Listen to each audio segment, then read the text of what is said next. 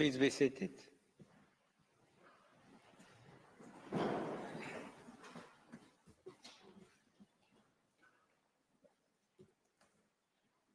Good afternoon. The sitting is now open. The court meets this afternoon to hear Bolivia, Brazil, Chile, and Spain on the questions submitted by the General Assembly. Each of the delegations has 30 minutes at its disposal for its presentation. The court will observe a short coffee break after Brazil's presentation. I shall now give the floor to the delegation of Bolivia. I call His Excellency Roberto Calzadilla to the podium. You have the floor, sir.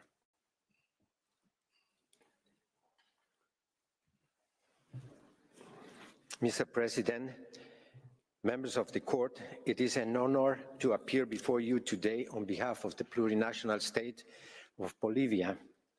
The request before you is brought by the General Assembly in the context of a situation of the utmost gravity and undeniable urgency. For decades, the Palestinian people have endured an occupation found by the court to be unlawful. Today, that unlawful situation is compounded by a humanitarian catastrophe, particularly in Gaza, marked by devastating loss of life, widespread destruction, and the systematic obstruction of essential life-saving aid, which is desperately required as a direct consequence of Israel's colonial and genocidal actions. The court's recent pronouncement highlights the severity of the situation. In its 2024 advisory opinion, the court determined the illegality of Israel's occupation. Separately, addressing the immediate crisis, the binding provisional measures ordered in the South Africa versus Israel case, considering the Genocide Convention, demand the cessation of any further impediment to the unhindered provision at scale by the concern of urgently needed basic services and humanitarian assistance. Yet, as numerous states, including Bolivia, can attest from their own efforts to deliver humanitarian assistance to the Palestinians in Gaza, Israel continues to impose severe and deliberate impediments of the delivery of essential aid and the vital work of the UN. These actions have included attempts to dismantle UNRWA, the very agency the UN Secretary has described as the irreplaceable backbone of humanitarian relief in Gaza, as well as other organizations and third states seeking to alleviate suffering and to uphold international law in the occupied Palestinian territory. Mr. President, Bolivia maintains all it's expressed in its written statement. Our position is clear and grounded on international law. The central inescapable premise is the incontestable illegality of Israel's prolonged presence in the OPT. Like the overwhelming majority of participants in these proceedings, we share a profound concern for the plight of the Palestinian people and the imperative to uphold international law. Recognizing this, Bolivia, alongside others, recently established the Hague Group as an initiative to move beyond mere condemnation and towards coordinated and diplomatic measures, inter alia, to remove obstacles to the realization of the Palestinian people's right to self-determination. Its members are committed to upholding the findings and orders of international courts, including the court's 2024 advisory opinion and its provisional measures, and in supporting the essential work of the International Criminal Court in holding accountable those responsible for grave international crimes committed in Palestine, as well as cooperating to end Israel's illegal occupation and ensuring respect for international humanitarian law. Thus, Bolivia is also here because its own rights and obligations under international law are affected, including our duty to cooperate to end violations of just going norms and our right to support the Palestinian right to self-determination. Each is undermined by Israel's persistent obstruction. We speak in defense of the legal framework that enables states and international organizations to act in solidarity, alleviate suffering, and uphold fundamental rights. Our argument today will be presented as follows. First, I will briefly address the court's jurisdiction and discretion. Second, I will outline the applicable legal framework. I will be followed by Dr. Nicola Reedy, who will cover Israel's specific obligations regarding assistance to and cooperation with the UN, as well as the insufficiency of Israel's security justifications. Professor Ralph Weil will then address the foundational illegality of Israel's presence and its direct consequence for Israel's authority to restrict international actors. Mr. President, Bolivia joins with the substantial majority of participants in these proceedings to submit that the court has jurisdictions to give the advisory opinion requested by the General Assembly and that no complying reason exists for the court to decline to exercise this jurisdiction. The court advisory jurisdiction is clearly established under Article 65, paragraph 1 of its statutes and Article 96, paragraph 1 of the UN Charter. The request originates from the General Assembly, an organ duly authorized to seek such opinions on legal questions arising within the scope of its activities. The question is undeniable legal in character, and the presence of political aspect does not deprive the question of that legal character, as the court has consistently held. Moreover, there are no compelling reasons consistent with the court's jurisprudence to decline the request. In fact, an advisory opinion would provide valuable legal clarification to UN organs, assisting them in relation to the discharge of their functions concerning the long-standing question of Palestine and the current humanitarian crisis. It would also clarify whether obstructing or failing to facilitate aid amounts to a violation of international law, as well as the rights of third states urgently seeking to alleviate a humanitarian crisis in an occupied territory and uphold the. The scope of the duty to give every assistance under Article 2, paragraph 5 is broad.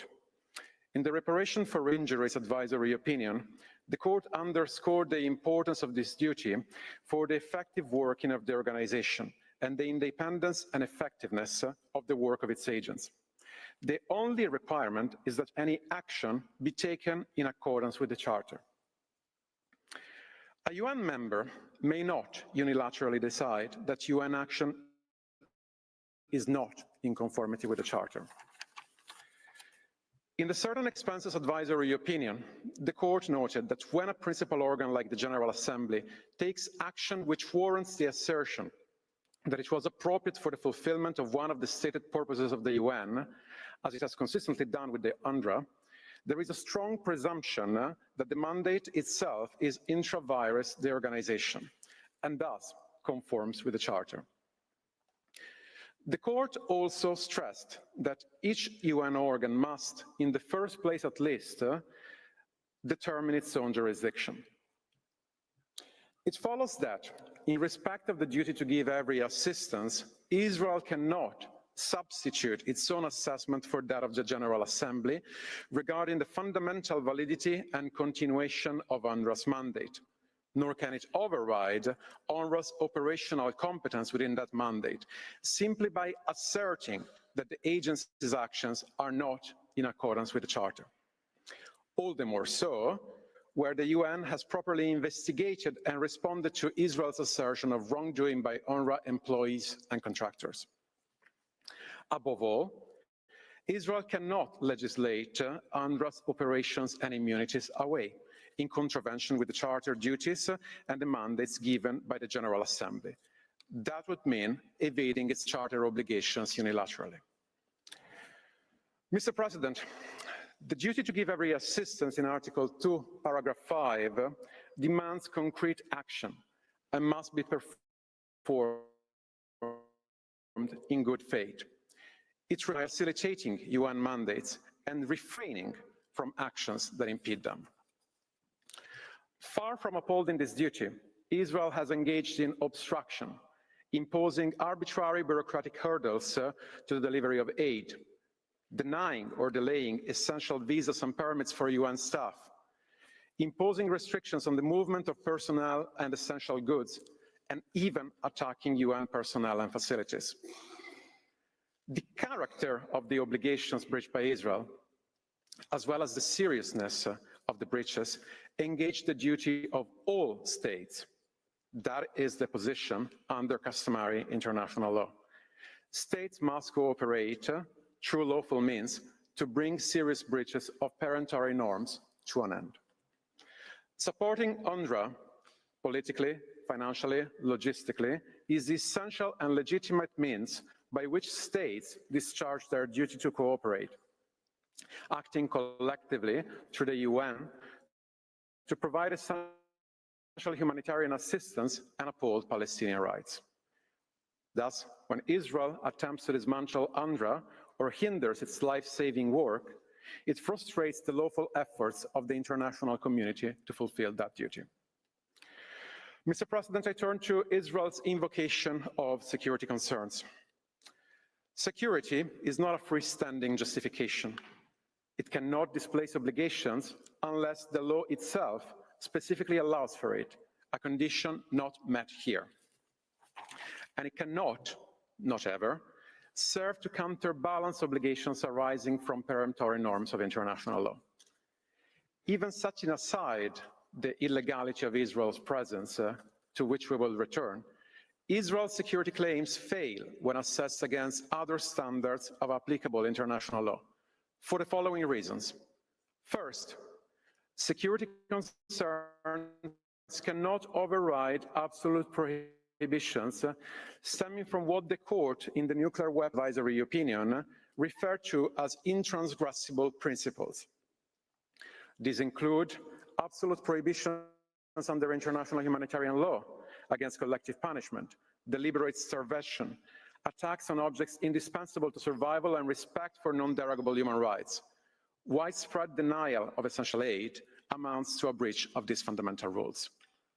Second, even where international humanitarian law permits security exceptions, these exceptions are narrowly defined and strictly conditioned. The obligation under Article 59 of the Fourth Geneva Convention to agree to and facilitate relief contains no explicit security exception allowing refusal or systematic obstruction of relief schemes undertaken by states or impartial organizations.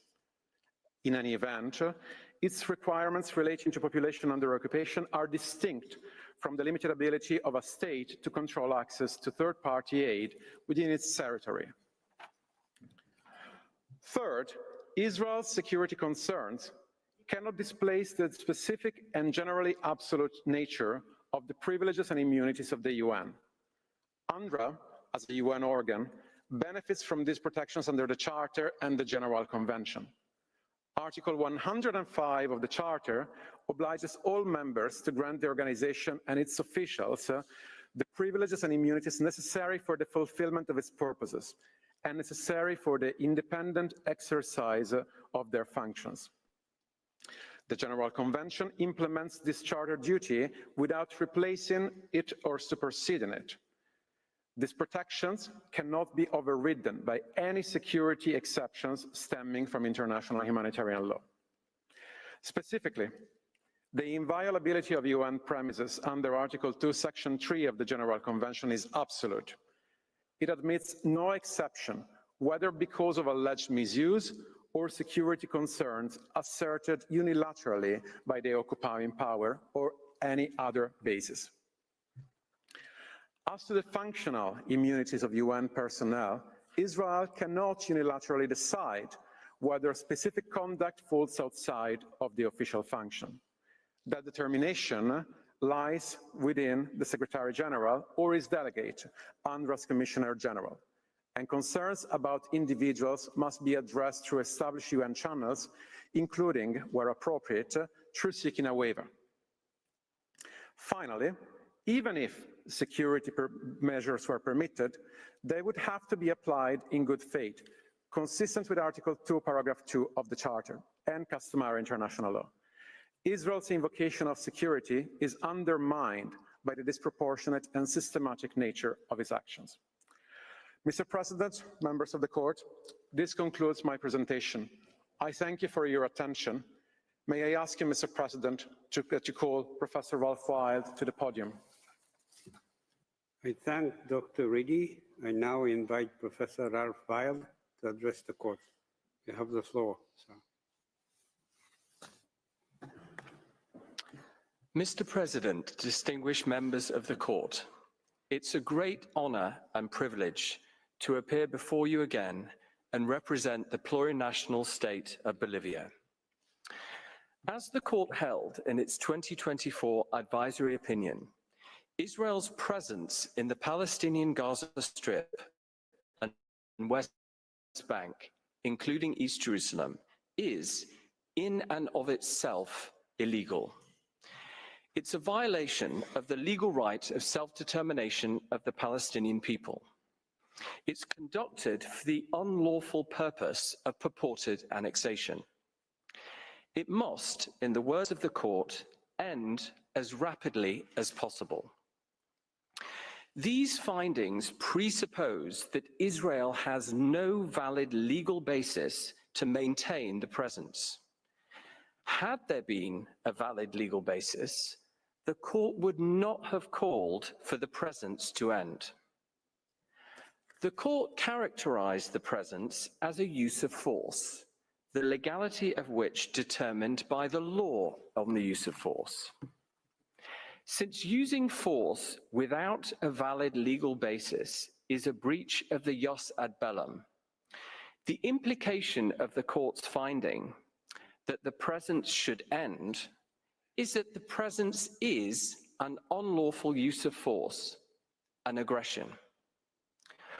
Only the state of Palestine and the Palestinian people have the legal right to exercise authority in the Gaza Strip and West Bank, including East Jerusalem.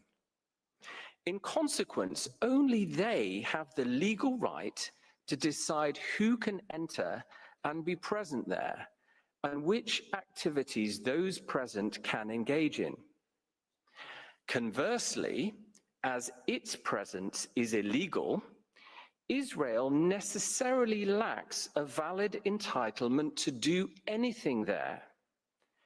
Insofar, then, as the presence continues, every activity performed is itself illegal, as an integral part of an illegal presence.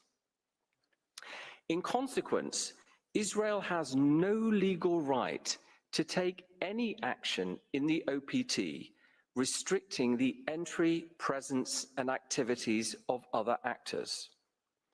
Any such action, on whatever basis, is therefore illegal. That said, in particular circumstances, the rules regulating the conduct of the Israeli presence, including occupation law, don't prevent and even permit and require certain restrictions on the entry, presence, and activities of other actors. Given this, it might be suggested that international law creates a paradoxical, perverse situation. On the one hand, as the court determined, the presence is unlawful and should therefore end as rapidly as possible. On the other hand, because Israel defies the court and continues its illegal presence, obligations are then triggered, permitting it to decide on the presence of other actors, and do so against the wishes of the only legal persons entitled to do this. This suggestion would be to misunderstand the relative significance of the two areas of law. As the court held, the legal rules governing the conduct of the presence apply even though the presence is illegal.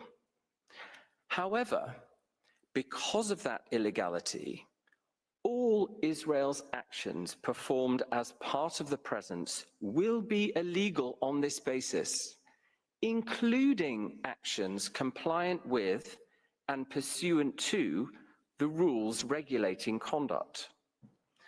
Thus, ultimately, restrictions that are lawful according to the rules regulating conduct remain unlawful according to the law of self-determination and the jus ad bellum, since they're performed as part of a presence that is, as a general, unqualified matter, illegal.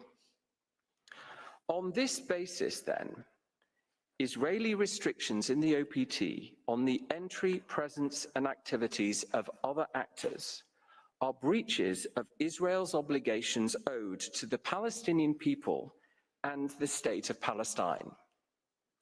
Moreover, such restrictions are also violations of other obligations Israel owes to states. Many states are present in the OPT on a profoundly different basis than Israel, conducting diplomatic relations with the state of Palestine and other Palestinian entities. These and other states also provide material assistance to the Palestinian people there, directly and by supporting provision by others, notably UNRWA. As the court held, because of the fundamental nature of the Palestinian right of self-determination violated by Israel in maintaining its presence in the OPT, all states bear a special legal duty to bring the violation to an end. States discharge this duty through activities seeking to mitigate the violation. Conducting diplomatic relations with Palestinian counterparts in the OPT repudiates Israel's unlawful claim to sovereignty and implicitly or expressly recognizes Palestinian sovereignty. Providing assistance reduces the dependency of the Palestinian people on the state, perpetuating its subjugation of them through its presence. Israeli restrictions conducted in the OPT to the entry, presence, and activities of states breach Israel's obligation of non-interference in the freedom of action of these states. More specifically, such restrictions on states and the other actors they support, such as UNRWA, impede their ability to perform activities benefiting the Palestinian people. As a result, they constitute an unlawful interference by Israel in these states' ability to discharge that special legal duty owed to the Palestinian people. In sum, the consequence of the court's finding in the 2024 advisory opinion that Israel's presence in the OPT is, in and of itself, illegal, is as follows. Israel must end its presence. It has no legal right to take any action there restricting the entry, presence, and activities of states and international organizations, including UNRWA. Any such action is illegal. This is because it's part of a presence breaching the right of self-determination of the Palestinian people and the jus ad bellum. Also, and in consequence, It violates Israel's obligation not to interfere in the sovereign freedom of action of the states concerned. And in particular, it violates Israel's obligation not to impede their action of solidarity, whether performed directly or through support given to other actors, discharging the special legal duty owed to the Palestinian people. Mr. President, distinguished members of the court, the peoples of the world are shocked at the continued failure of the international community to end the colonial subjugation and genocide of the Palestinian people. They ask, what is the use of international law? Bolivia is here as one of the states seeking to answer this call, based on the court's determination that states must act and not be bystanders. We respectfully request that the court safeguard states' ability to discharge their special legal duty to act by affirming Israel's obligations not to interfere in this. Mr. President, this concludes my presentation and the submissions of Bolivia. We thank you for your kind attention. I thank the representatives of Bolivia for their presentation. I now invite the delegation of Brazil to address the court, and I give the floor to Mr. Marcelo Viegas.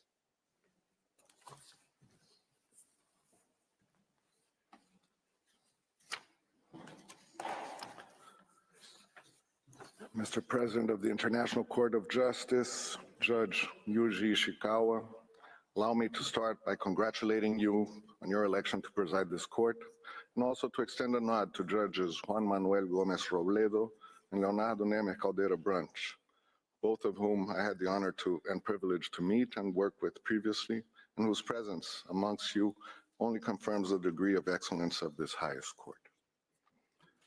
Distinguished members of the court, it is an honor to speak on behalf of Brazil before the International Court of Justice, the principal judicial organ of the United Nations.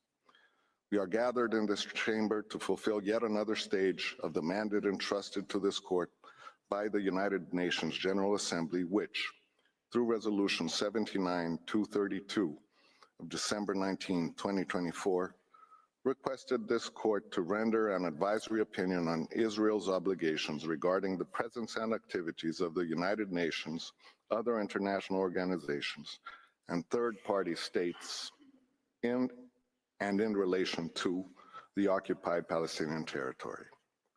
Brazil, alongside 52 other countries, co-sponsored the resolution and submitted a written statement to the court on the 28th of February, grounding our stance in our unwavering commitment to promoting international law and recognizing the crucial role of the International Court of Justice in fostering justice and peace.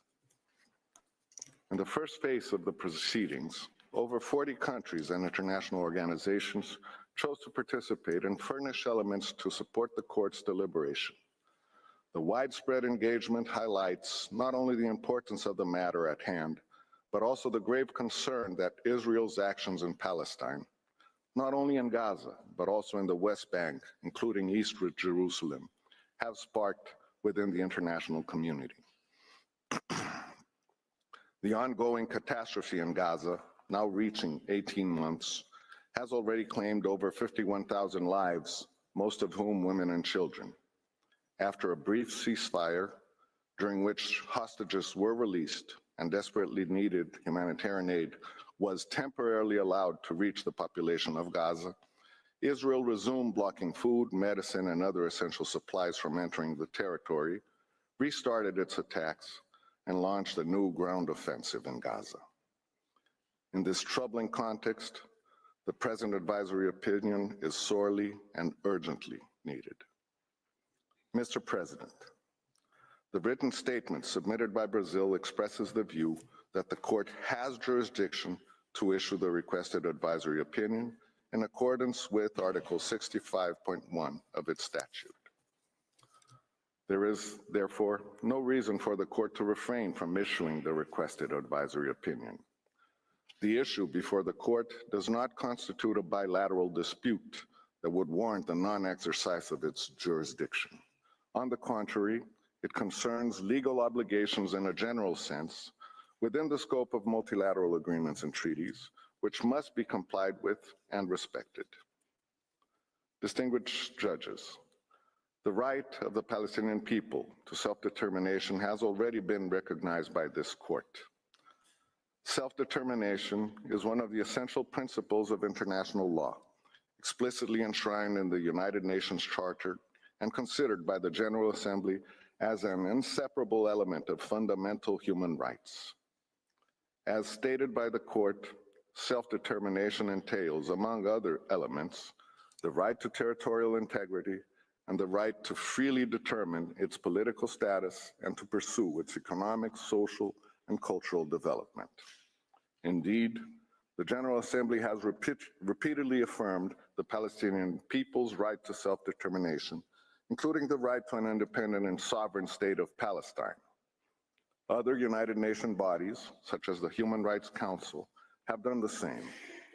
In its advisory opinion on the legal consequences of Israel's practices and policies in the occupied Palestinian territory, including East Jerusalem, this court stated that Israel, as the occupying power, has the obligation not to impede the Palestinian people from exercising its right to self-determination, including its right to an independent and sovereign state over the entirety of the occupied Palestinian territory.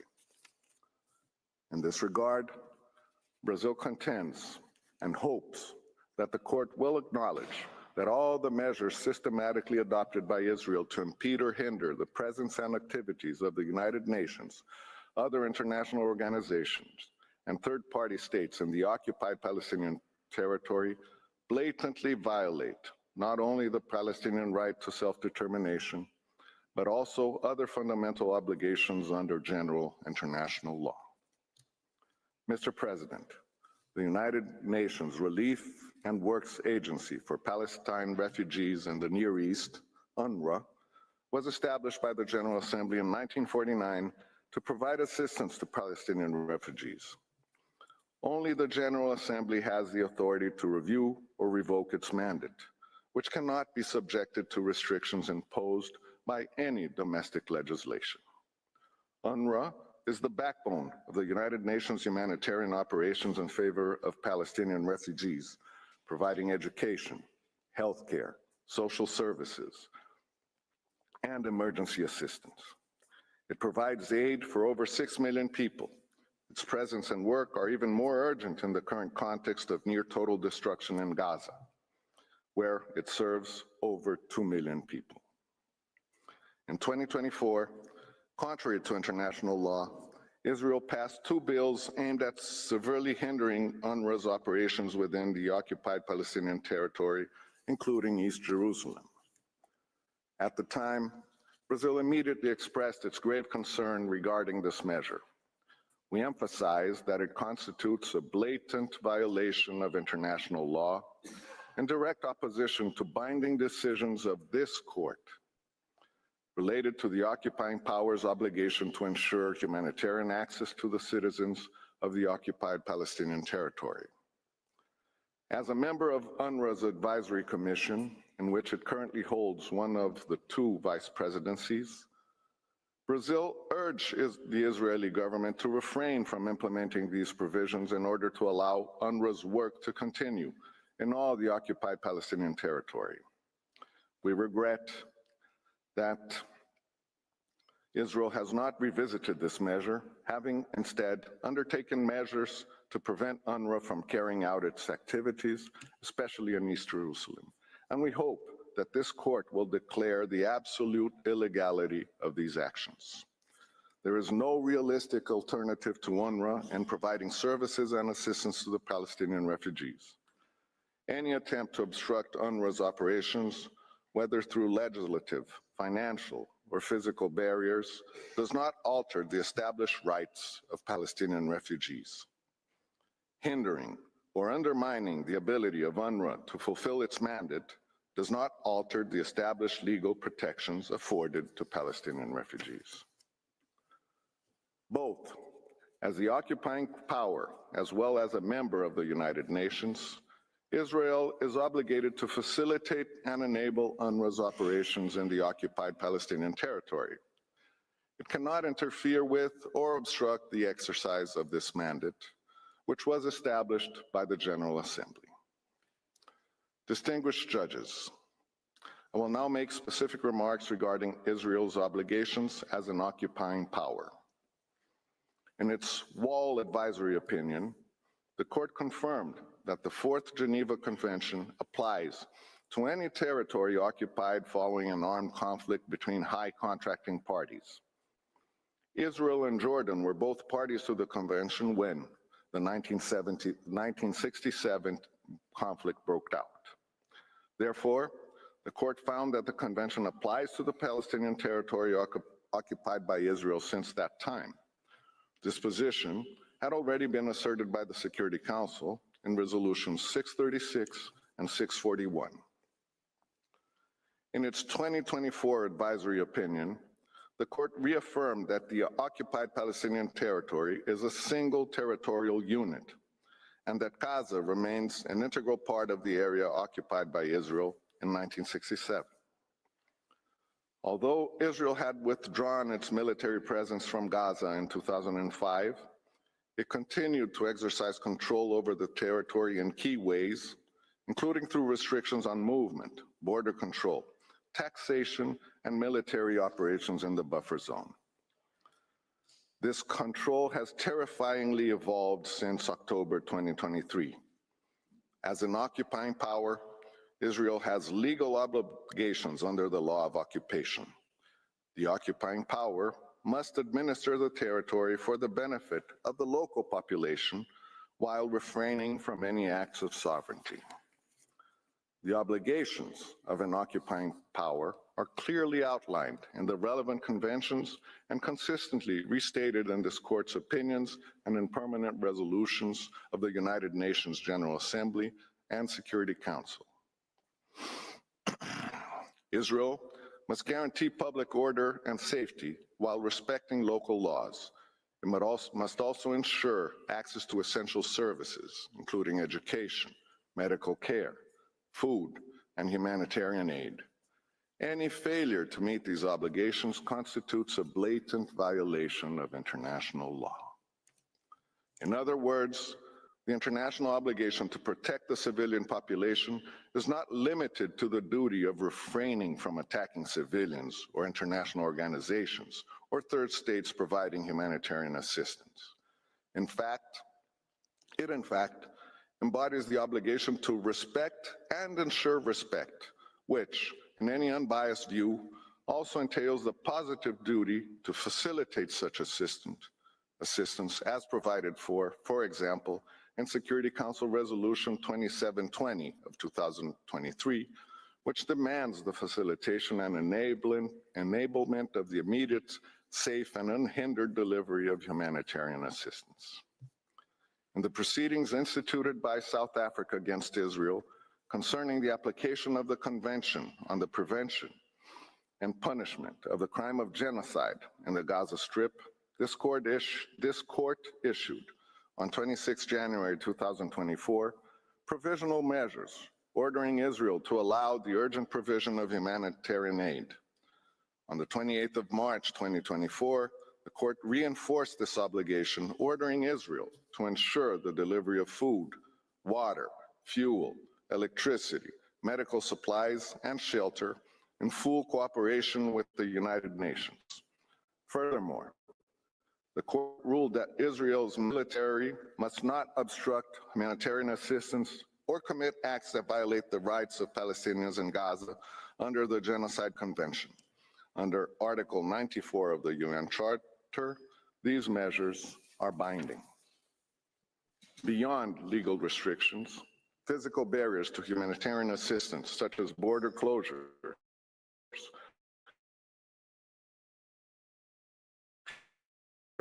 travel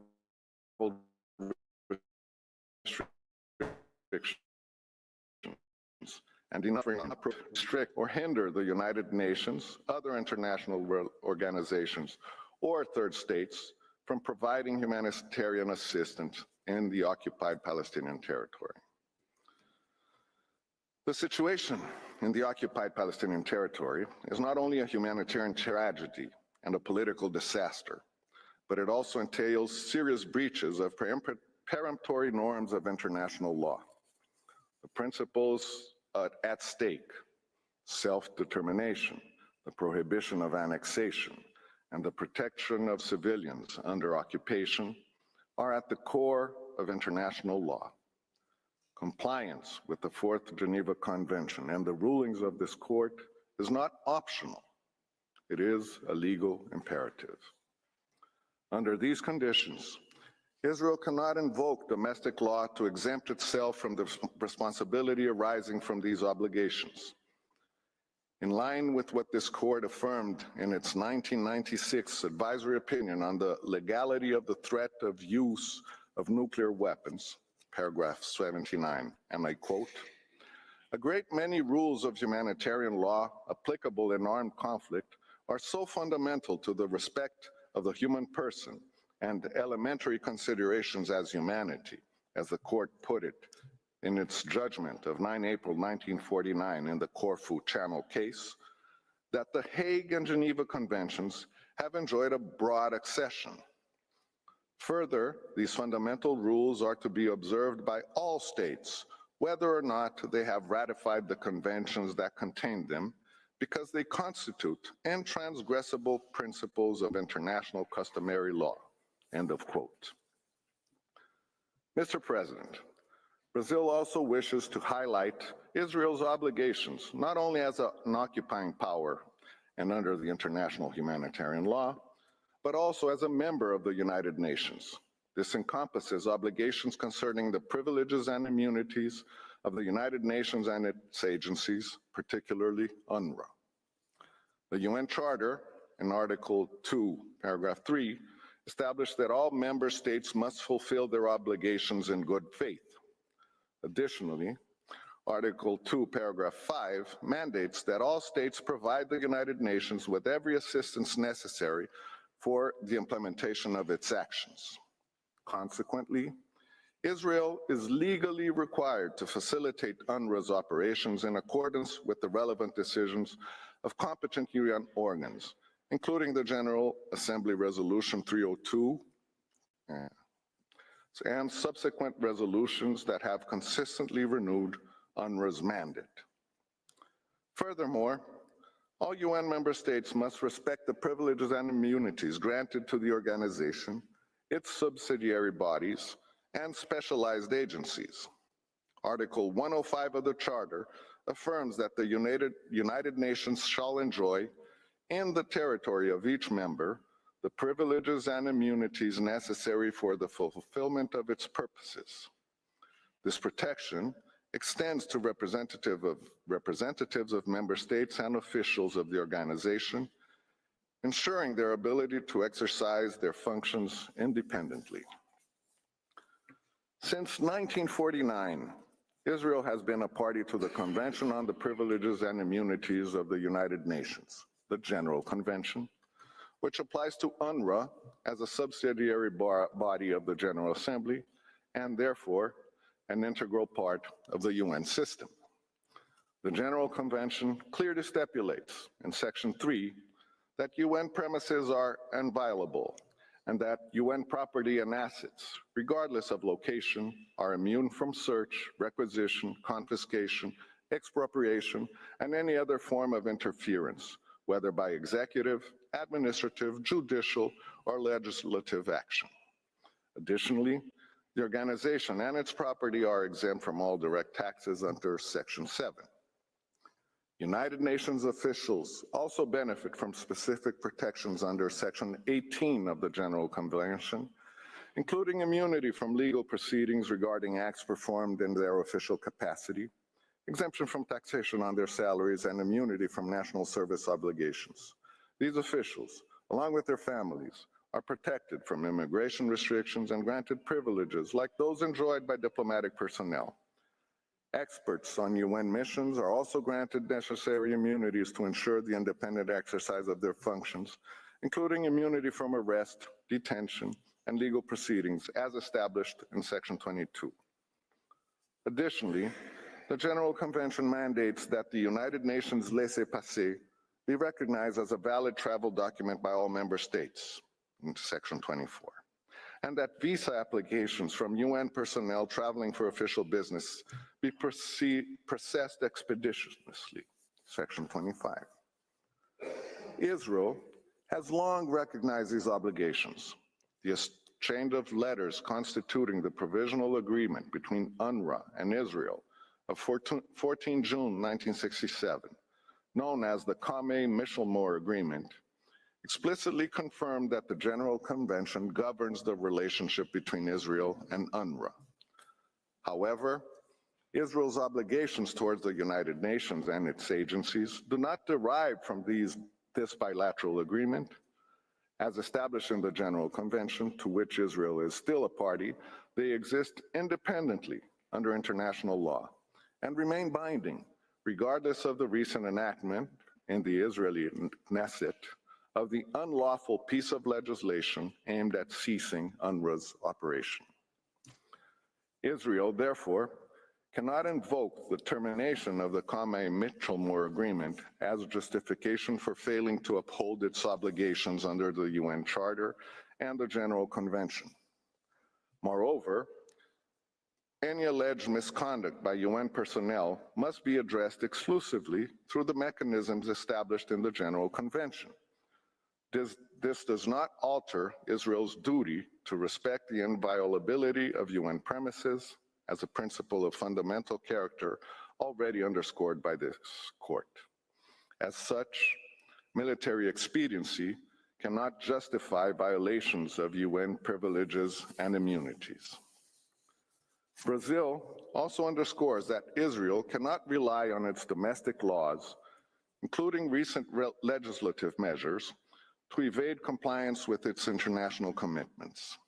Article 27 of the Vienna Convention on the Law of the Treaties unequivocally affirms that states cannot invoke their national laws as a justification for failure to perform their international obligations. Israel, as a state party to the UN Charter, has a binding legal duty to facilitate UNRWA's work in the occupied Palestinian territory. The issue is not merely one of technicalities or bureaucratic maneuvering.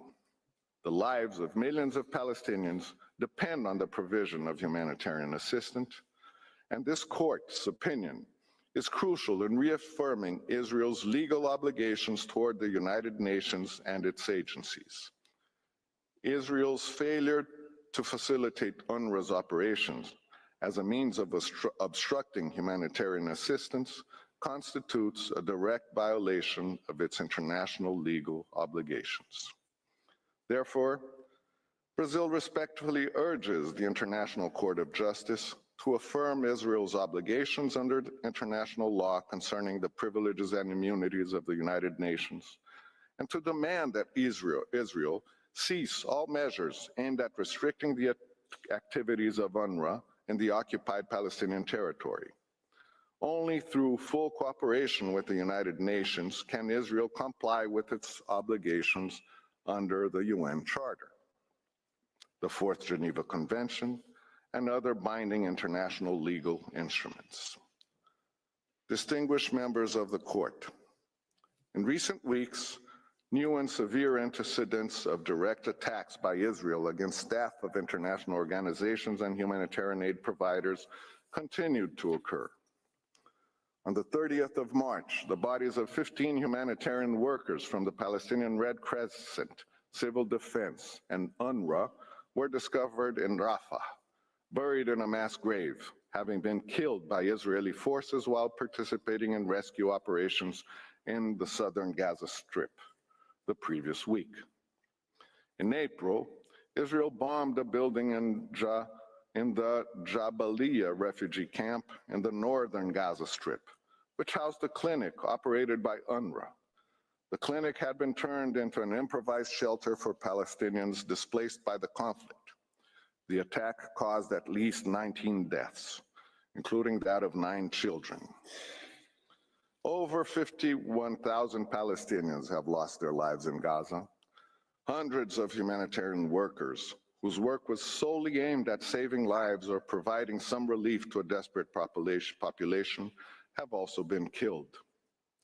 It is within this context that the present advisory opinion is framed.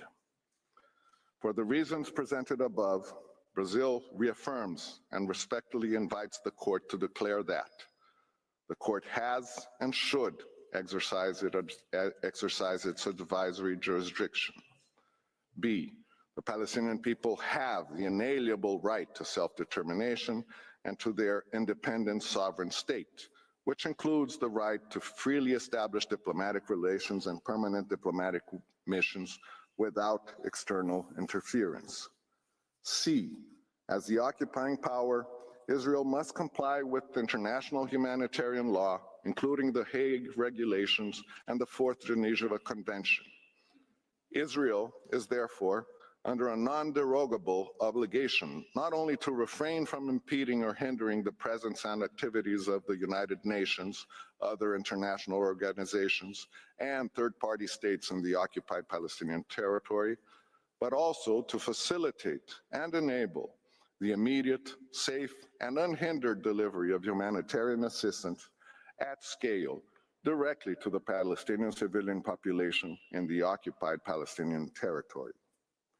D, as a member of the United Nations, Israel must fulfill in good faith the obligations assumed by it in accordance with the Charter, including the obligation to give the United Nations and its agencies every assistance and any action it takes in accordance with the Charter. And E, Israel is under the obligation to respect the privileges and immunities of the United Nations and its agencies in accordance with the Charter and the General Convention on the Privileges and Immunities of the United Nations. We are confident that these are the inescapable conclusions that this court will reach. Thank you. I thank the representative of Brazil for his presentation. Before I invite the next delegation to take the floor, the court will observe a coffee break of 15 minutes. The hearing is suspended.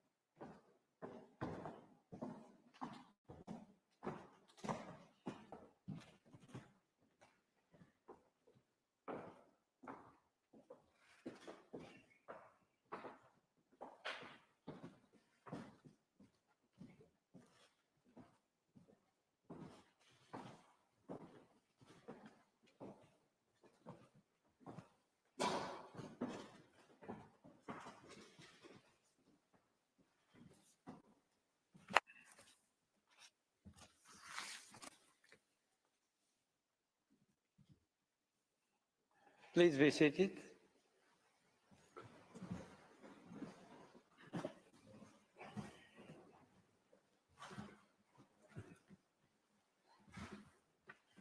The sitting is resumed.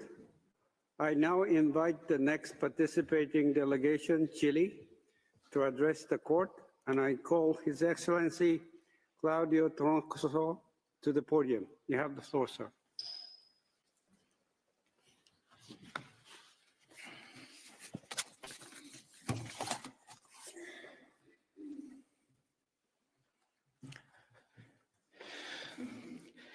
Mr. President, members of the court, it is an honor to appear before you in these advisory proceedings on behalf of the Republic of Chile.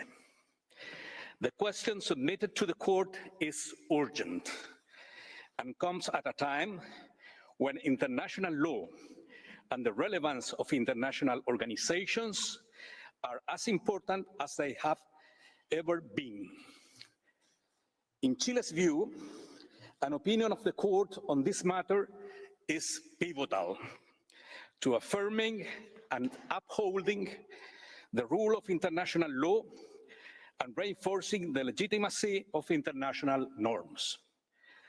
Chile recognizes that these proceedings are rooted in the context of the complex situation in the occupied Palestinian territories. Chile has continuously supported the self-determination of the Palestinian people, advocating for peace and recognizing the right of both states to exist and the right of the people who inhabit them to live a dignified and safe life.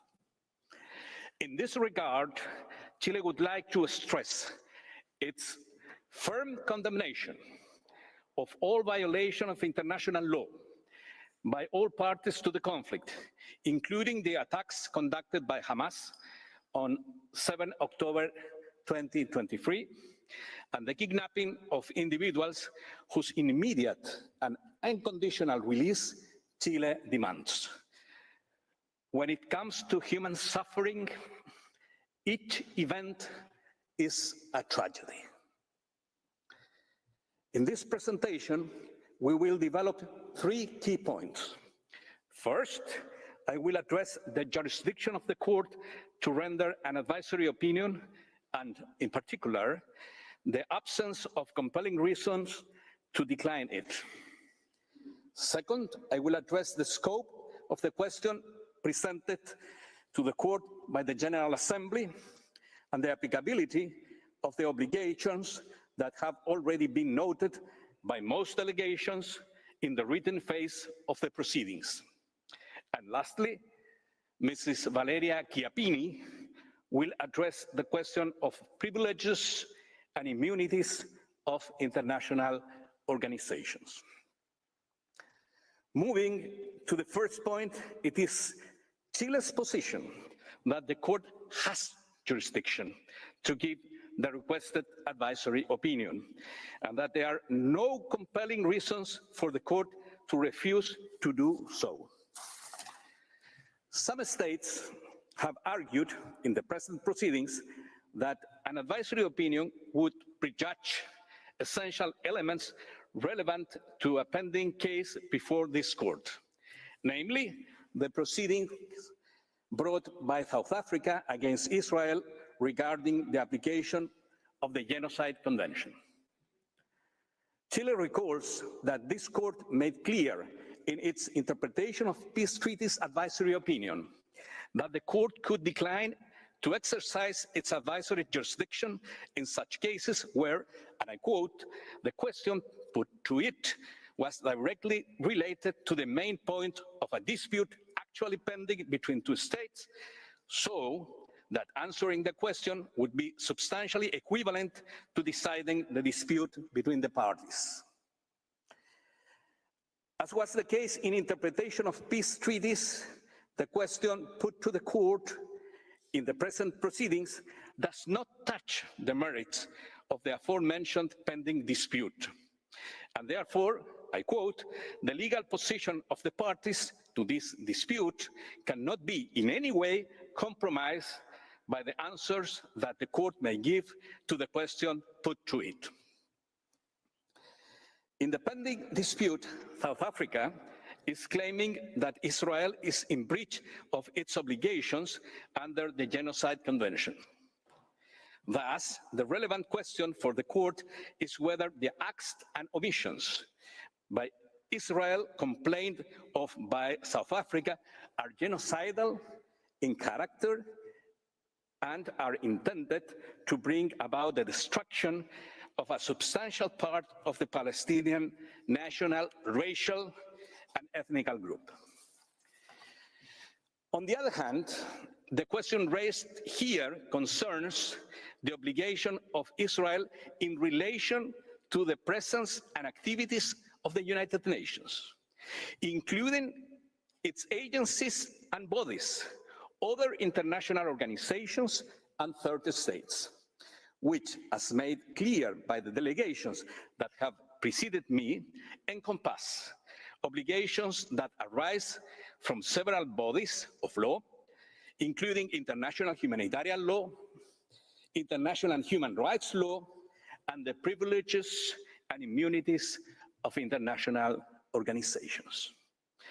Therefore, although the provision of humanitarian assistance is an issue that arose in the case concerning the application of the Genocide Convention in the context of provisional measures, and it's also relevant to the present proceedings, Chile submits that it's not a question that directly relates to the court dispute of that case.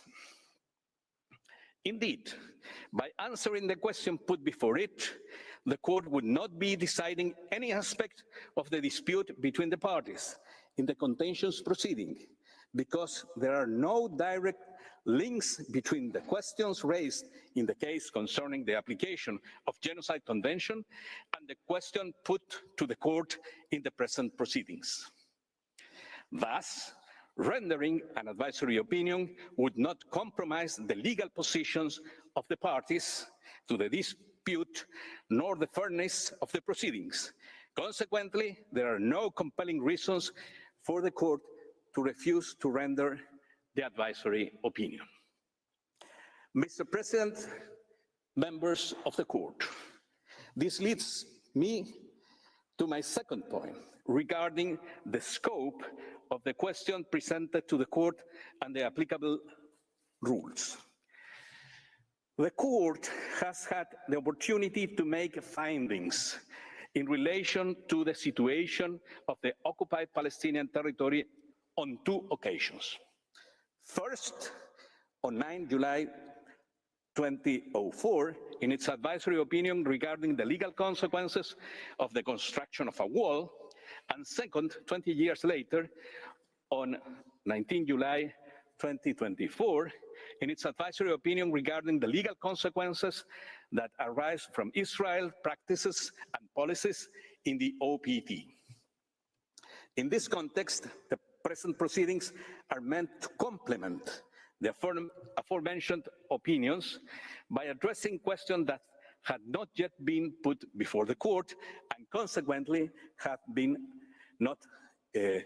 not been answered. In particular, while the previous advisory opinions address the obligations that Israel has in relation to Palestinian people, the present question seeks to identify the obligations that Israel has toward other relevant actors operating in and in relation to the occupied Palestinian territory. More specifically, the question refers to the United Nations, including its agencies and bodies, other international organizations, and third states. The obligations that the court was requested to identify relate to all international organizations and states operating in and in relation to the OPT. However, Chile requests that the court take note of the grave concern expressed by the General Assembly in the preamble of its resolution 79/232, which informs the present request from advisory opinion in relation to, and I quote, plans and measures, including legislation adopted by Israel to interfere with or obstruct the presence and operation of the United Nations and the United Nations entities and organizations, including the United Nations Relief and Works Agency for Palestine refugees in the Near East, end of quote. As was submitted in our written statement, it is Chile's position that the relevant obligations arise from Israel's dual role as both an occupying power and a member of the United Nations. First, in its role as an occupying power, Israel is bound by international humanitarian law, particularly by the law of occupation and international human rights law where applicable. While it's true, as some have argued, that international humanitarian law does not directly focus on interaction between the occupying power and international organization or third state, it does focus on the protection of civilians and the occupied population. In that context, it establishes obligations to provide humanitarian relief and basic services to the occupied population. Furthermore, the Fourth Geneva Convention, to which Israel is a party, establishes a specific obligation for the occupying power to grant any relief organization all facilities necessary for it to achieve its purpose within the bounds set by military or security considerations. Chile notes that under Article 142 of the Fourth Geneva Convention, of the scope of the activities that may be undertaken by relief organization is quite broad and would certainly encompass the activities of all 13 United Nations entities that maintain an ongoing presence in the OPT, as has been identified by the UN Secretariat in the present proceedings. As clarified by the International Committee of the Red Cross in its 1958 commentary to Article 30 of the Fourth Geneva Convention, the obligation of the occupying power to grant all facilities to relief organization is not met by merely authorizing them to carry out their work. Rather, the occupying power must facilitate and promote their task. This means that it must, and I quote, take all necessary steps to allow approved organizations to take rapid and effective action wherever they ask to give assistance, end of quote. While this obligation is certainly limited by military necessity and security needs, this reservation must be interpreted restrictively and should not be read as a carte blanche for completely prohibiting the activities of such organizations, especially when they have been given a mandate to address the occupied population of a particular area by the General Assembly.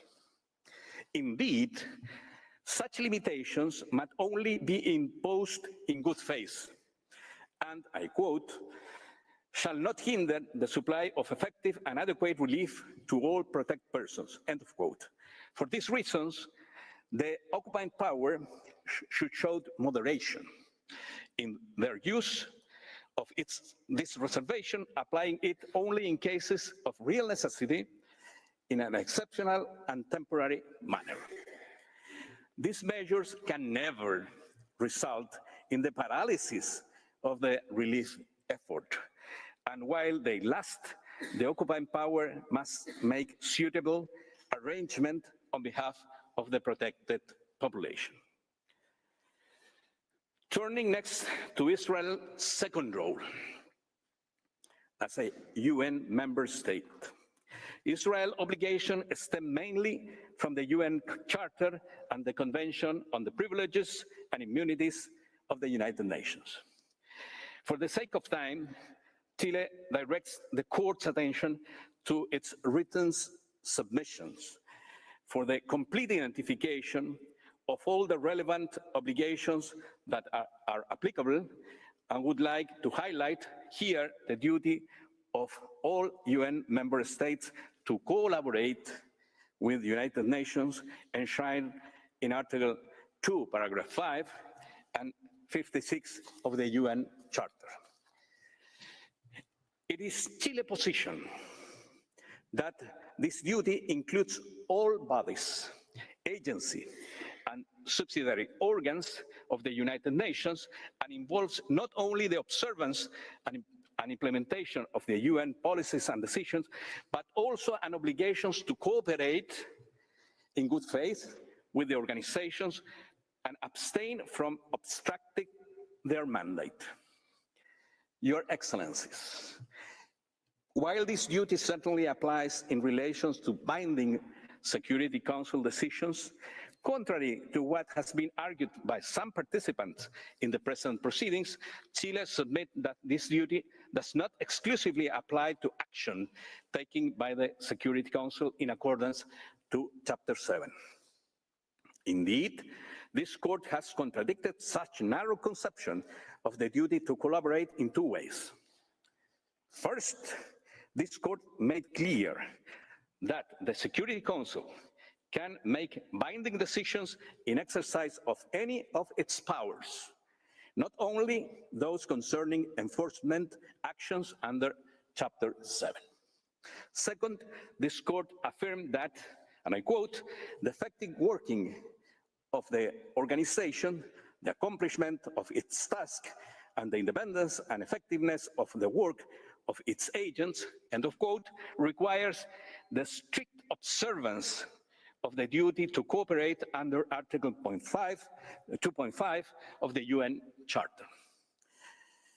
Further, considering that the obligations contained in Article 2.5 is one of the principles of the organization under which member states must act in order to achieve the purpose of the United Nations, it follows that this duty of cooperation applies to activities of the organization and all its organs and agencies.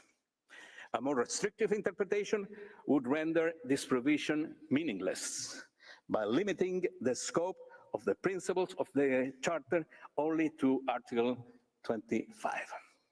Nevertheless, even if the court were to find that Article 2.5 only refers to Security Council decisions, Chile submits that the Security Council has decided to vest Israel with specific obligations to allow, facilitate, and enable the safe and unhindered delivery of humanitarian assistance in the OPT, and to, I quote, ensure the safety and security of United Nations and associated personnel, those of its specialized agencies, and all other personnel engaged in humanitarian relief activities consistent with international humanitarian law, with prejudice to the freedoms of movement and access, end of quote.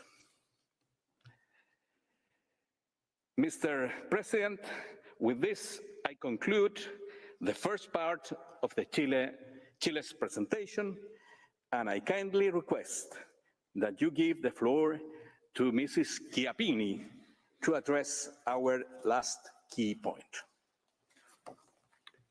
I thank Mr. Troncoso. I now give the floor to Ms. Valeria Chiappini. You have the floor, madam.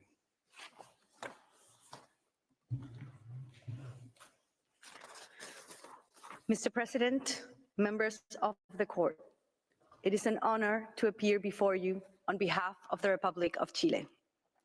In the remaining time, I will address the general obligation of all UN member states to accord to the United Nations such privileges and immunities as are necessary for the fulfillment of its purposes under Article 105 of the UN Charter.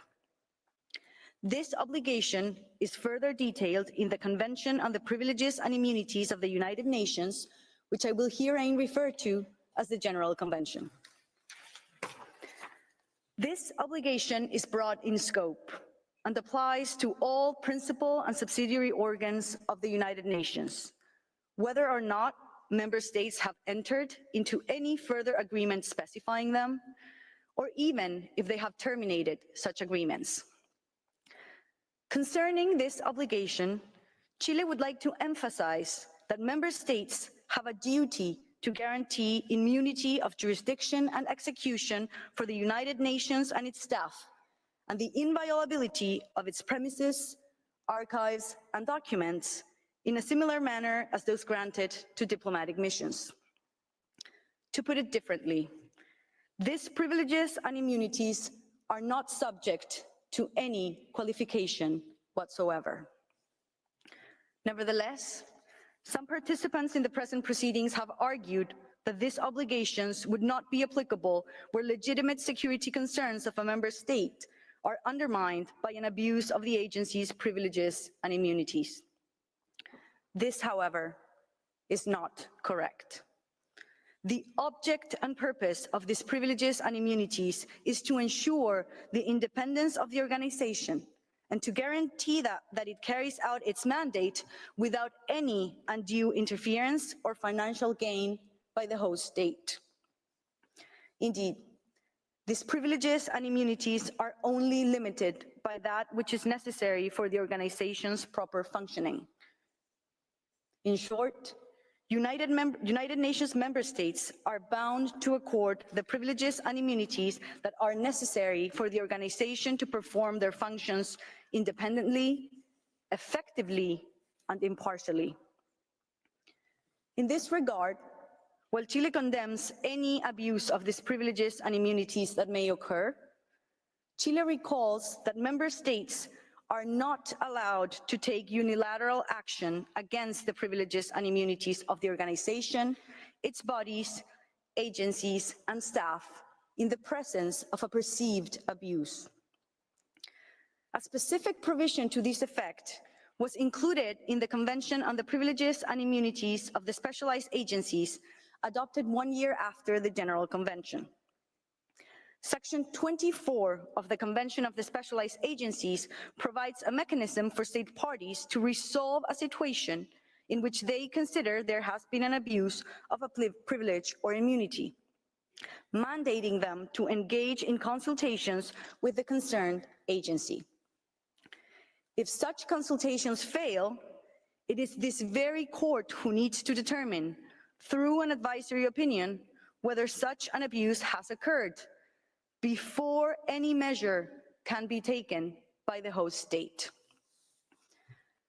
The original proposal of Subcommittee 1 of the 6th Committee of the General Assembly was granting state parties to that convention, in the event of such an abuse, the right to denounce it and terminate any obligation to give privileges and immunities to the specialized agencies of which it would still remain a member. However, that proposal was met with several objections, including, first, that if such a provision were to be incorporated, the Specialized Agencies Convention would diverge considerably from the General Convention, which does not grant such right of denunciation. Second, The provision would contradict the already accepted principle that specialized agencies should receive appropriate privileges and immunities as necessary to carry out their mandate. And third, it seemed wrong in principle to permit a state to have the advantages of being a member of a specialized agency while denying it privileges and immunities necessary for its operations. To be sure, Your Excellencies, while there is no similar provision contained in the General Convention, the same considerations still stand.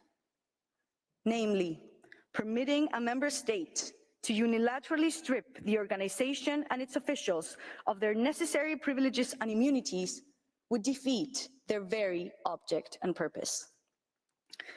Indeed, in the United States Diplomatic and Consular Staff in Tehran case, the court affirmed the fundamental character of the principle of inviolability and consequently found that the conduct of Iran would have been unjustified even if the alleged criminal activities of the United States had been established, mainly because the Vienna Conventions on Diplomatic and Consular Relations contained express provisions to address the abuse of privileges and immunities. Similarly, the General Convention offers sufficient assurances against the abuse of privileges and immunities. Sections 20 and 23 clearly establish, and I quote, that privileges and immunities are granted to officials and experts in the interest of the United Nations and not for the personal benefit of the individuals themselves, end of quote. And provide the Secretary General with the right and duty to waive the immunity of any official or expert in mission where such immunity would impede the course of justice. In addition, Section 21 of the General Convention provides an obligation to the United Nations, and I quote, to cooperate at all times with the appropriate authorities of members to facilitate the proper administration of justice, secure the observance of police regulations, and prevent the occurrence of any abuse in connection with the privileges, immunities, and facilities, end of quote.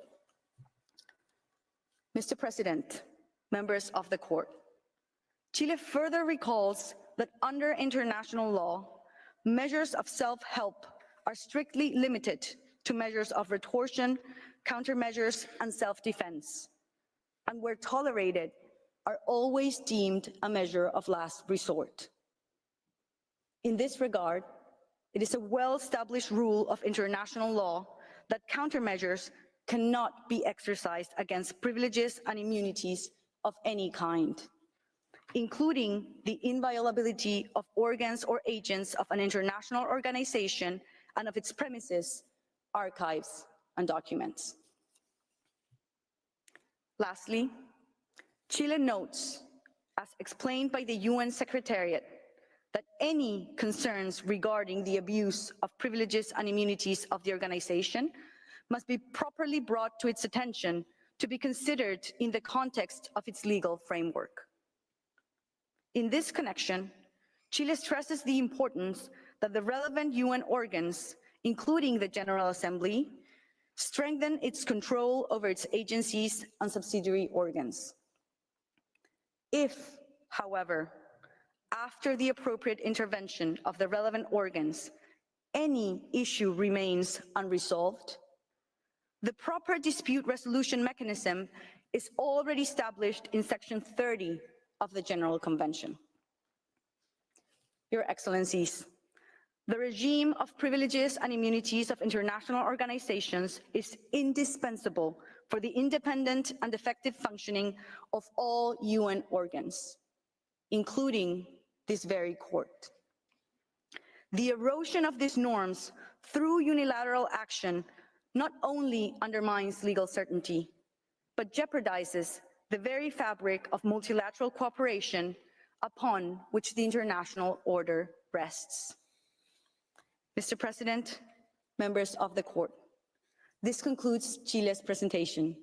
Thank you for your kind attention.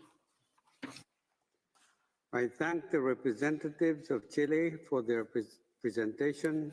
I now invite the next participating delegation, Spain, to address the court, and I call upon Her Excellency Ambassador Consuelo Permenia to take the floor. Madam, you have the floor.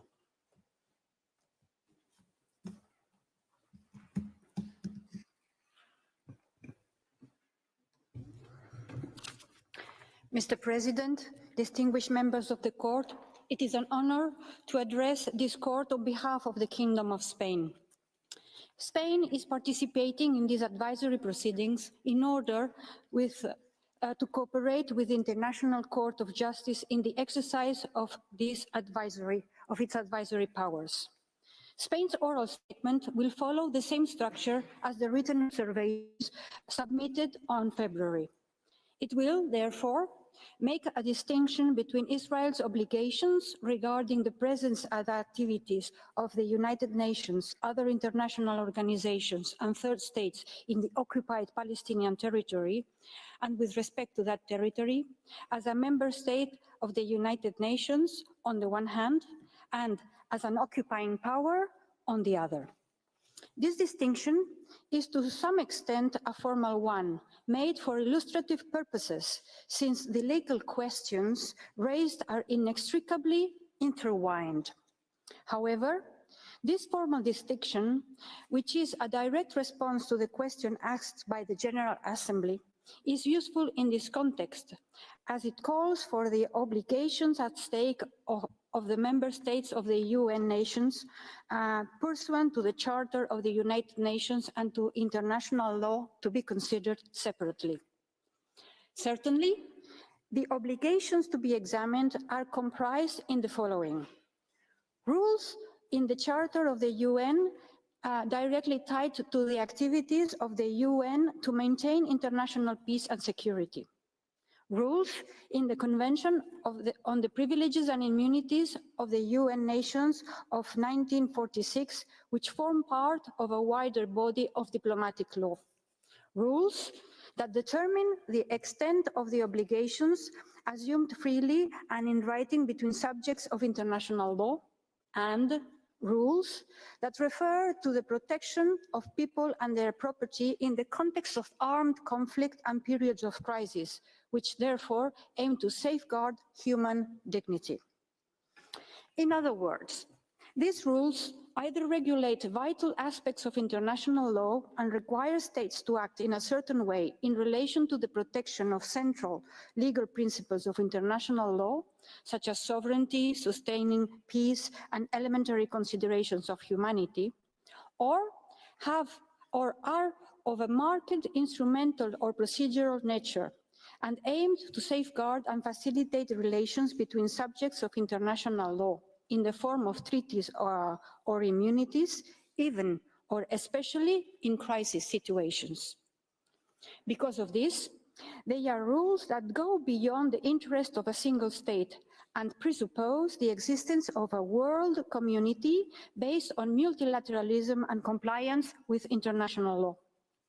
Spain's statement will have the following structure. In the first part, I will address Israel's obligations as a member state of the United Nations. In the second part, we will examine Israel's obligations as an occupying power.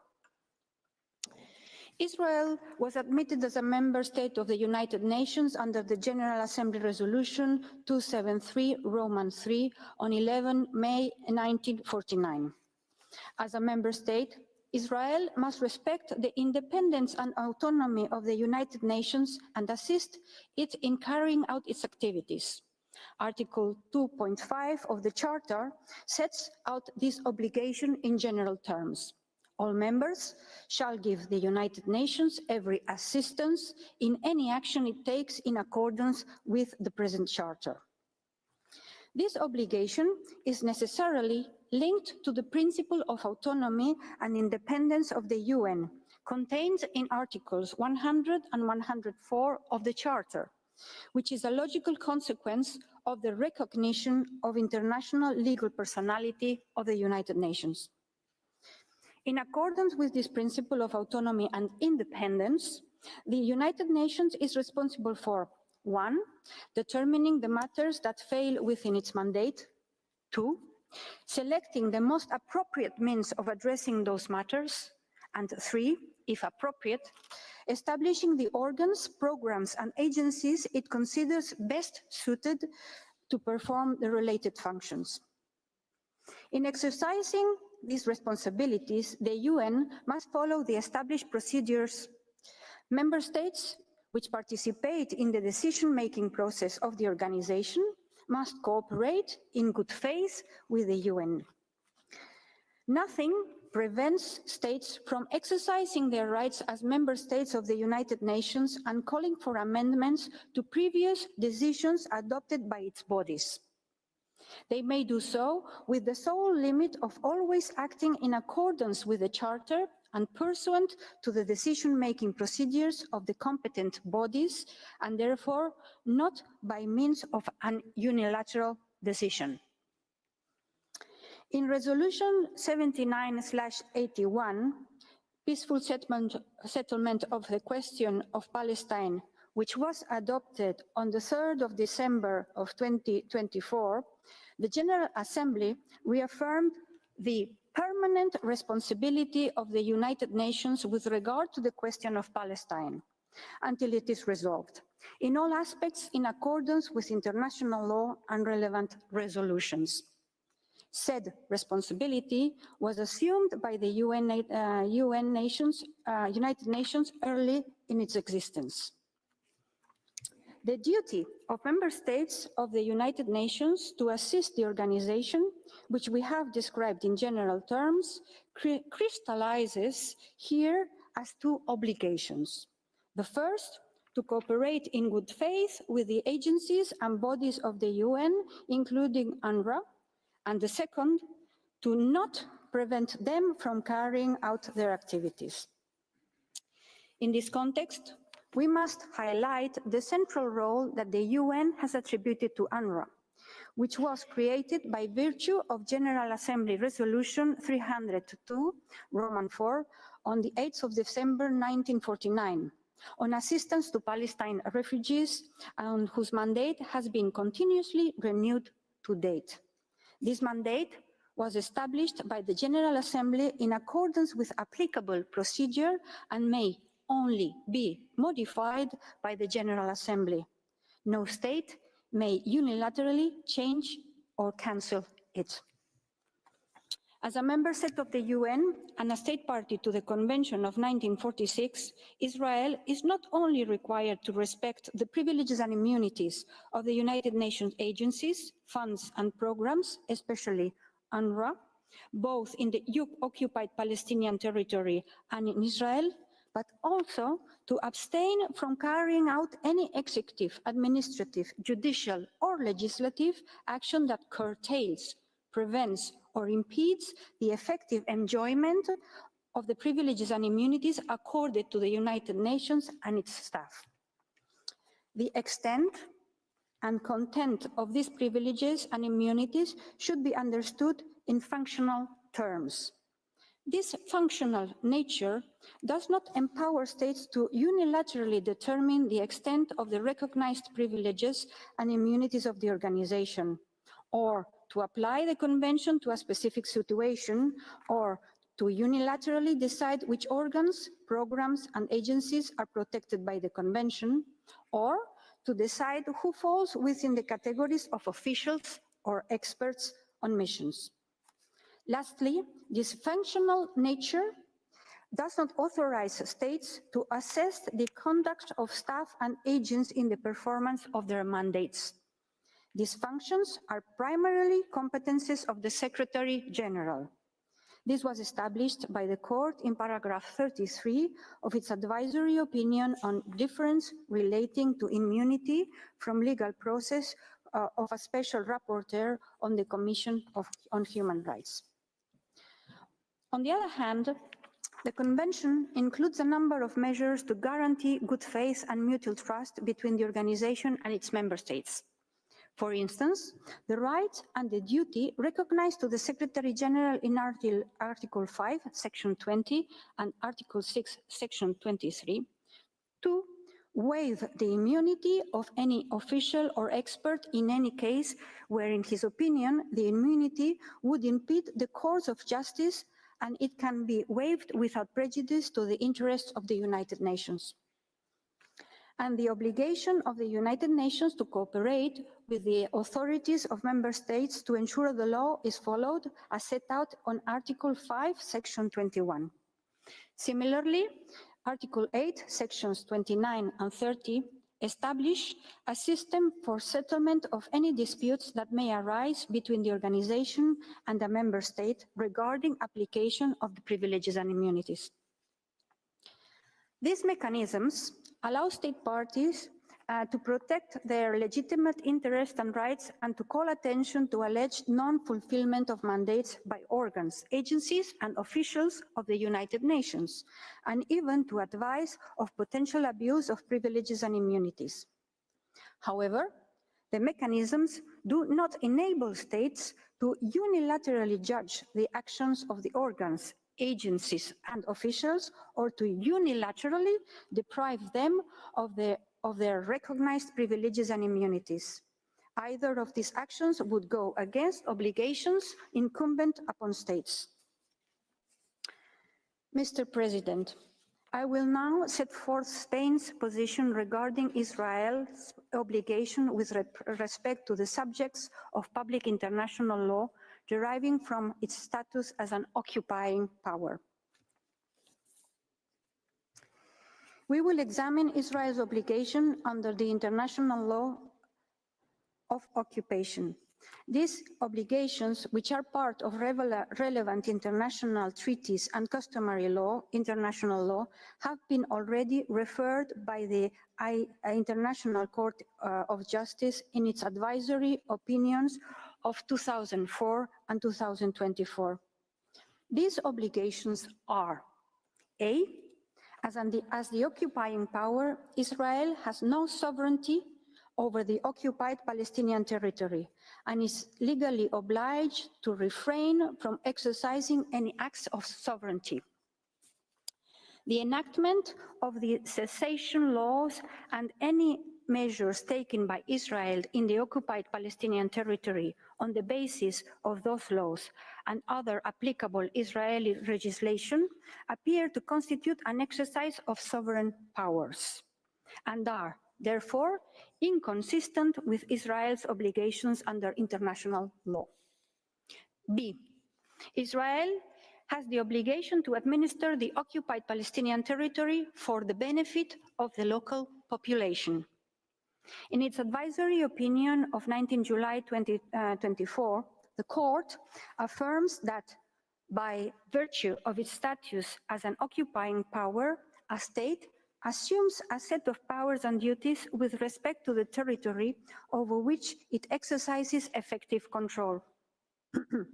In this context, the occupying power bears a duty to administer the territory for the benefit of the local population.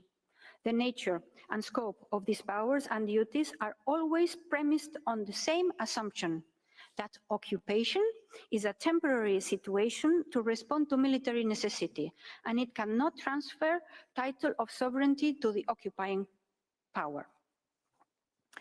While Article 43 of the Hague Regulation does not, as such, specify the means by which the occupying power is required to fulfill this general duty, other, more specific rules of international humanitarian law give effect to this obligation. C, Israel has the obligation to ensure that the local population's basic needs are met. Paragraph 1 of Article 55 of the Fourth Geneva Convention imposes on the occupying power the obligation to meet the basic needs of the population to the fullest extent of the means available to it. The occupying power has the duty of ensuring the food and medical supplies of the population. It should, in particular, bring in the necessary foodstuff, medical stores, and other articles if the resources of the occupied territory are inadequate. Paragraph 1 of Article 69 of the Protocol additional to the Geneva Conventions complements and expands on the concept of basic needs, stating, in addition to the duties specified in Article 55 of the Fourth Convention concerning food and medical supplies, the occupying power shall, to the fullest extent of the means available to it and without any adverse distinction, also ensure the provisions of clothing, bedding, means of shelter, other supplies essential to the survival of the civilian population of the occupied territory, and objects necessary for religious worship. D. Israel has the obligation to accept or allow the provisions of humanitarian assistance to the civilian population. Article 59 of the Fourth Geneva Convention imposes on the occupying power the obligation not only to agree, but also to facilitate the necessary relief schemes undertaken by other states or by impartial humanitarian organizations. This obligation is recalled by the court in the order of the 26th of January 2024, indicating provisional measures in which it affirms that Israel must take immediate and effective measures to enable the provision of urgently needed basic services and humanitarian assistance. Moreover, international humanitarian law places limitations on a state's discretion to withhold consent in situations of occupation. In case of necessity, the occupying power must agree to humanitarian assistance from the other states or from international organizations. E. Israel has the obligation to cooperate with the United Nations, international organizations, other states, and local authorities. The International Court of Justice reaffirmed this obligation in the specific case of Israel in its order of the 28th of March 2024, indicating provisional measures in the case application of the Convention of the Prevention and Punishment of the Crime of Genocide in the Gaza Strip, where the court stated that Israel shall take the necessary and effective measures to ensure, without delay, in full cooperation with the United Nations, the unhindered provision at scale by all concerned of urgently needed basic services and humanitarian assistance, including food, water, electricity, fuel, shelter, clothing, hygiene and sanitation requirements, as well as medical supplies and medical care to Palestinians throughout Gaza, including by increasing the capacity and number of land crossing points and maintaining them open for as long as necessary. Even if the fulfillment of the obligation to facilitate the provisions of humanitarian assistance is subject to limitations for reasons of security, this right of objection must be interpreted in the light of the principles of proportionality and humanity. In addition, said right of objection must be interpreted in accordance with Article 47 of the Fourth Geneva Convention, which establishes that protected persons who are in occupied territory shall not be deprived in any case or in any manners whatsoever of the benefits of the present convention by any change introduced as a result of occupation of a territory into the institutions or governments of the said territory.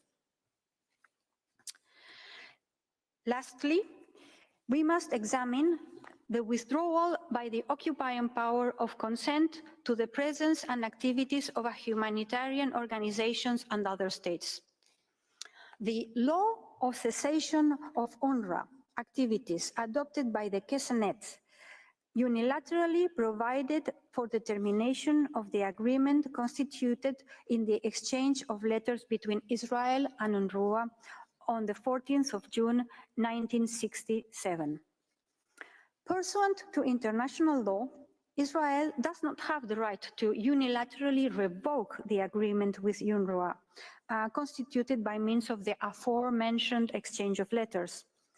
Moreover, the general principle of the consent of states must not be considered in isolation, but in conjunction with other international obligations to which the State of Israel is subject. The obligations of an occupying power are relevant in determining whether a refusal or withdrawal of consent is in compliance with an occupying power's obligations under international law. In this regard, such termination must not only be in accordance with the laws of treaties, but also with international humanitarian law, international human rights law, and the right to self-determination.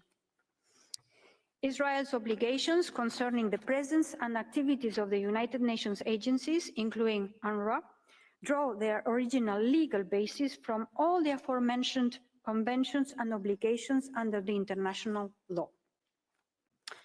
Mr. President, distinguished members of the Court, I shall now conclude by summarizing Spain's position regarding the questions put to the Court in a context in which the Secretary General of the United Nations recalled on the 14th of April that under international humanitarian law, in the whole or part of the population of an occupied territory is inadequately supplied, the occupying power shall agree to relief schemes on behalf of the said population and shall facilitate them by all the means at its disposal.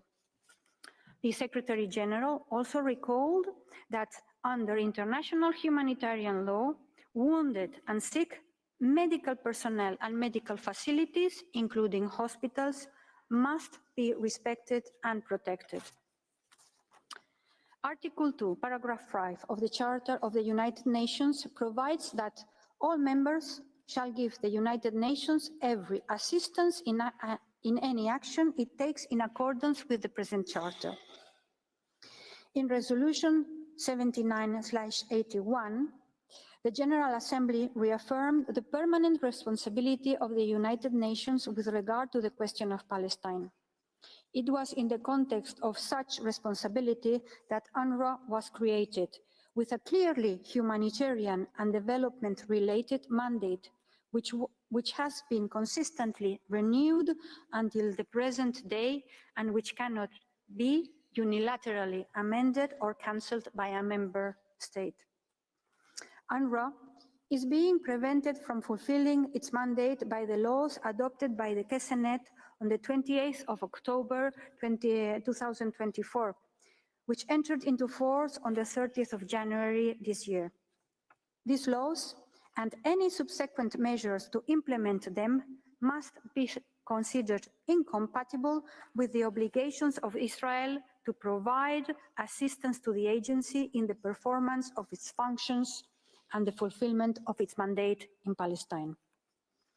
Moreover, Israel, as a member state of the United Nations and as a state party to the Convention on the Privileges and Immunities of the United Nations of 1946, is obliged to respect the privileges and immunities of the UN as regards the presence of the agencies, funds and programs of the United Nations, in particular UNRWA, both in the occupied Palestinian territory and in Israel. Certain actions attributable to Israel may be in conflict with the said privileges and immunities. Israel has occupied the Palestinian territory since 1967. In the words of the court, by virtue of its status as an occupying power, a state assumes a set of powers and duties with respect to the territory over which exercises effective control. The illegality of the occupation does not release Israel from its obligations and responsibilities under international law towards the Palestinian population and towards other states. The powers and obligations of Israel with respect to the occupied Palestinian territory are governed by international humanitarian law. Articles 50, 55, 56, 59 and 60 of the Fourth Geneva Convention establish Israel's obligations to ensure and facilitate the fulfillment of the basic needs of the local civilian population, as previously stated by the court. In the event that Israel fails to fulfill the aforementioned obligations, Israel has the obligation to accept humanitarian assistance for the civilian population. This obligation, provided for in Article 59 of the Fourth Geneva Convention, is well established in general international law. Fulfillment of the aforementioned obligations to facilitate humanitarian assistance may indeed be subject to limitations for reasons of security. However, this right of objection must be interpreted in the light of the principles of proportionality and humanity. Moreover, as assessed by the court, such reasons do not exist in the present case. The laws adopted by the Knesset in October of 2024 constitute an arbitrary withholding of consent to humanitarian organizations, and in particular to UNRWA, to provide humanitarian assistance, and therefore a breach of international humanitarian law applicable to all occupying powers. In view of the above, it can be concluded that the prevention of the presence and activities of the United Nations, other international organizations, and other states in and in relation to the occupied Palestinian territory is a violation of both the norms of international human rights law applicable to Israel and to the right of self-determination. Thank you very much for your attention and your interest. I thank the representative of Spain for her presentation. This concludes this afternoon's sitting. The oral proceedings will resume tomorrow at 10 a.m. in order for the court to hear the presentations of the United States of America, the Russian Federation, France, Hungary, and Indonesia. The sitting is closed.